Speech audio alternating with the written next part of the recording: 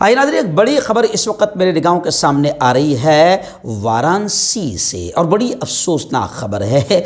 और इसमें अजीब चीज़ आपको समझ में आएगी कि वाराणसी जो प्यारे प्यारे लाडले वज़ीर आज़म नरेंद्र मोदी का मतदार क्षेत्र है, यहीं से हज़रत ने इलेक्शन लड़े थे और वहाँ पर भी एक डायलॉग मारा था। जहाँ जाते हैं उनका एक डायलॉग होता है उस इलाके के लोगों को खुश करने के लिए, गंगा मैया ने मुझे बुलाया। तो ये वही वाराणसी है। और उसी वाराणसी में एक बीजेपी के लीडर का पीट कर कत्ल कर दिया गया। यानी अब इसमें दो बातें सामने आ रही है कि एक तो उत्तर प्रदेश का लॉ एंड ऑर्डर कितना घटिया और बद से बदतर हो चुका है।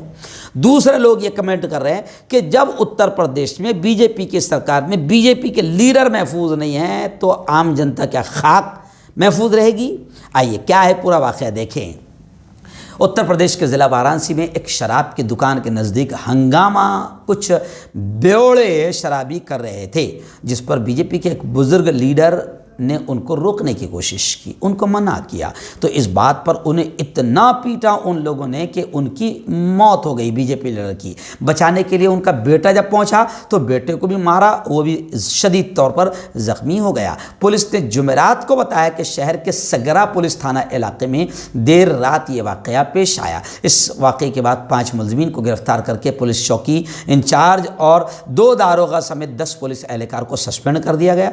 इत्तला के मुताबिक बीजेपी लीडर का नाम है पशुपतिनाथ सिंह, 71 साल उनकी उम्र है। सगरा थाना इलाके में जेपी नगर कॉलोनी में रहते हैं। उनके घर के करीब में एक शराब और बियर बार की दुकान है, जहां पर ये शराबी नशे में मस्त होकर हंगामा कर रहे थे। उन्होंने जब उनको रोकने की कोशिश की तो फिर उन शराबियों ने, बेवड़ों ने इनके साथ मारपीट शुरू कर दी और इस बुजुर्ग लीडर को इतना मारा कि उन्होंने दम तोड़ दिया। यह है उत्तर प्रदेश का जंगल राज, गुंडा राज।